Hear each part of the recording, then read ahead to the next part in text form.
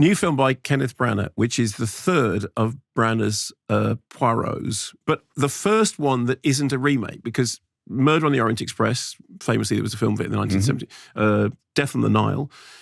This is based on Agatha Christie's Halloween Party. Do you know Halloween Party? I don't. In fact, I walked past the poster on the tube the other day with Ken and his fantastic moustache, and it looks amazing. It's amazing. I was thinking, I don't know this story. No. Well, weirdly enough, you saw Belfast. I did, of course.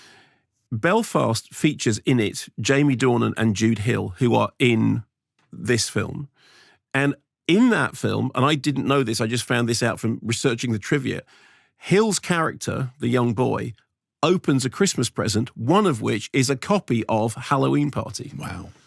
So there we go. He knows what he's doing, Yeah, doesn't he? I didn't know that.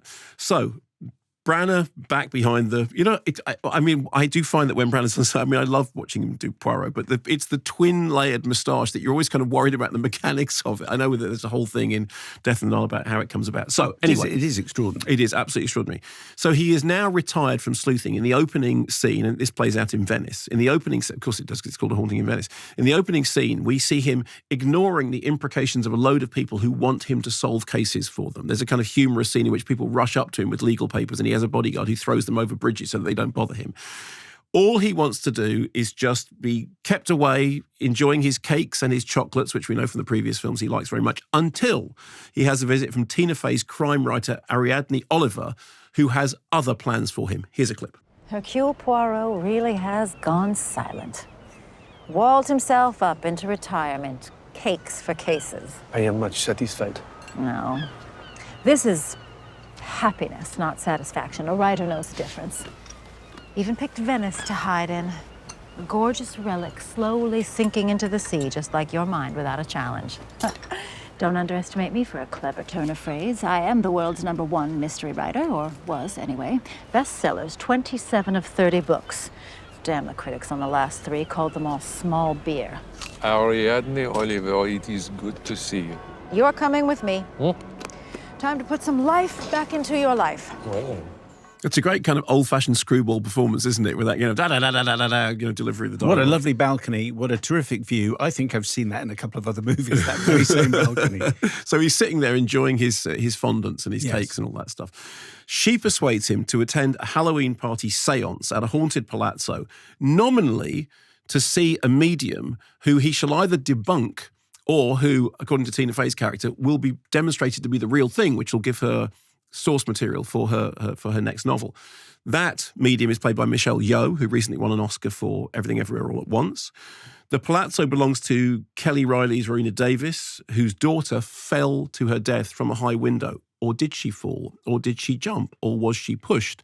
The psychic is going to find out by putting them in touch with the daughter. Also at the palazzo are Jamie Dornan's traumatized doctor, the precocious son, Jude Hill, Camille Cotton's Olga Seminoff, host of other people who, when people start dying, are all in time-honoured fashion suspects. So the plot is preposterously twisty, but that's what we come here for, right? It's an Agatha Christie thing. And also it is kind of Agatha Christie with an edge of gothic horror. Branagh clearly loves playing Poirot. I mean, you saw just from that scene in which he's having a conversation and eating a cake. Yeah. You can see the joy on his face. He's loving he just loves it. And he loves doing the accent, and he loves the fussiness and the mannerisms and just the little... And the croissant, the coffee and everything about it. Exactly. Absolutely everything he loves about it. He also, I think, clearly enjoys the opportunity to make films which are on the one hand old-fashioned, but on the other hand have the modernity that is now available to them. This is shot on digital, incidentally. So from the opening, I mean, it opens with this kind of Dutch angle shot of Venice. You know, Dutch angle means everything's on the... I've told you that before, haven't I? Yes, but always worth repeating. Well, I always thought the joke was Dutch angle means that something is on the shonk, meaning it's, you know, the camera is sideways. It's a kind of expressionist angle. And I always thought I was told it's called Dutch angle because in Holland everything's flat. So it's a joke. If the thing's on the shonk, Dutch angle. It's not, actually. It's from Deutsche Angle. It's from German film directors going to America and then bringing German expressionism into Hollywood film. So it starts with a very angular shot. We remember Dead Again, which was a kind of tribute to those movies. And then there are these overcranked ghostly machinations of the plot. Again, if you know Branner's stuff, think Frankenstein. He loves all that kind of overripe, overcooked melodrama. I mean, he is a man who is not afraid of a grand theatrical gesture. And also, apparently, I was reading the background stuff, he took a leaf out of Friedkin's book for Exorcist in that there were things during the seance sequences in which he didn't tell the actors that, the lights were suddenly going to go out or, all these gusts of wind were going to blow across the set, because what he wanted to do was to get genuinely alarmed reactions from them, which is kind of a bit of fun. I thought it was very likable. Yes, it's silly. Yes, it's overcooked. Yes, it's as ripe as a very, very ripe thing. Excellent.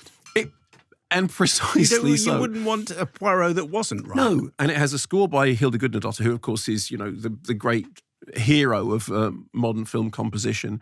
Recently did Women Talking, won the Oscar for Joker. So it is a film that delivers exactly what you think it's going. It is called A Haunting in Venice. It is in Venice. There is a haunting. There is all the sort of high campery of this kind of overcranked Gothic drama. And everyone is given it 110%, but not in a completely scenery-chewing fashion, in a way that mixes old-fashioned and also newfangled. I mean, it's preposterous and ridiculous, and I smiled all the way through it. And at the end, does he gather everybody in a room and goes, for a while, and there's a thing in the figure, and but no, and then I realised. There's a brilliant when some of because the exposition happens over. There's a thing that happens. I told you that Child 2. We took Child 2 to see The Mousetrap, and in the moment in The Mousetrap when when the inspector says, "And I put it to you that it was you," and Child 2, who was very young at the time, went, "No." Well, it was excellent. I felt the same way about this. No. So is that so? When the thing is revealed, well, it's not quite as you're saying, but it's close enough.